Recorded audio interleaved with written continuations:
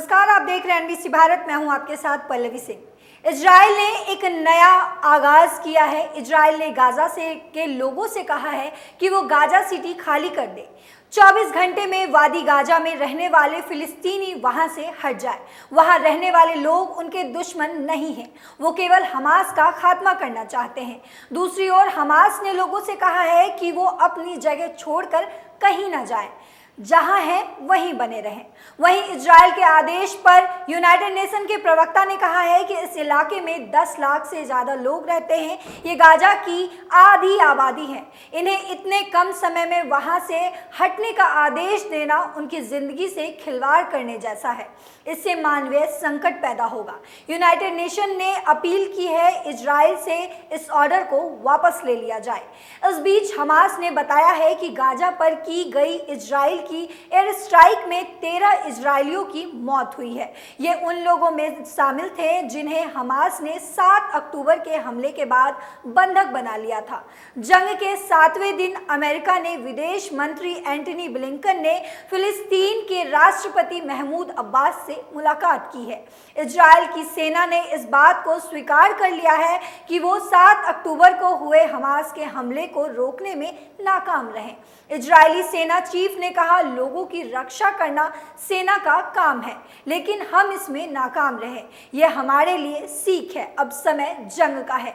क्या यही समय है तीसरे विश्व युद्ध का? इजराइल हमास जंग के बीच भारत सरकार ने इजराइल में फंसे अपने नागरिकों को एयरलिफ्ट करना शुरू कर दिया है।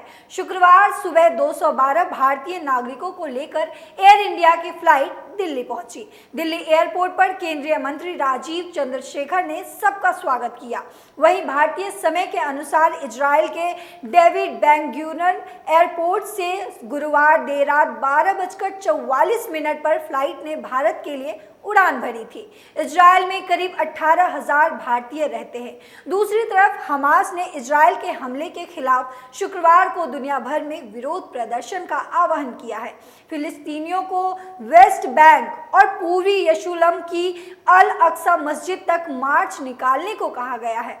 अल अक्सा मस्जिद में फिलिस्तीनी पूरे दिन रुकेंगे। यहाँ जुम्मे की नमाज के लिए भारी संख्या में लोग पहुँचते हैं।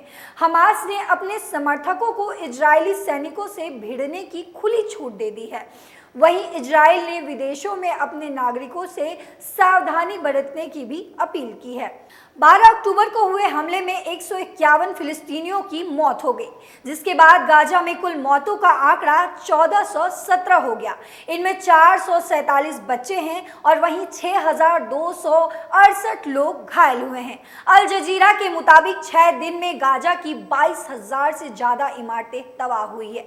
10 अस्पताल, 48 स्कूलों को भी नुकसान पहुंचा है। यूनाइटेड नेशन के मुताबिक गाजा में 3 लाख से ज़्यादा लोग घर छोड़ने को मजबूर हो चुके हैं। इजराइल में भी कई बच्चों की मौत हुई है। इनका आंकड़ा सामने नहीं आया है, लेकिन कई रिपोर्ट्स में कहा गया है कि हमास के हमले में 40 नवजात बच्चों की मौत हुई है। इजरायली प्रधानमंत्री बेंजामिन नेतन्याहू ने अमेरिकी विदेश मंत्री एंटनी ब्लिंकन को उनकी विजिट के दौरान नवजातों के शवों की तस्वीर दिखाई, जो रूह को कपा देने के लिए काफ़ी है। वहीं इजराइल के डिफेंस फोर्सेज ने जानकारी दी है कि हमास ने 7 अक्टूबर को हमले के बाद सूफा में 250 लोगों को बंधक बना लिया था।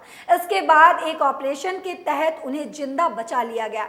इसमें हमास के 60 आतंकियों को मार गिराया गया और 26 को पकड़ लिया गया। पकड़े गए आतंकी में से एक हमास का उप कमांडर महमूद अवीली भी था। देश दुनिया की तमाम बड़ी खबरों के लिए बने रहे एनबीसी भारत के साथ। अगर अभी तक आपने चैनल को सब्सक्राइब नहीं किया तो फौरन कर लीजिए। वीडियो को लाइक और शेयर करना बिल्कुल ना भूलें।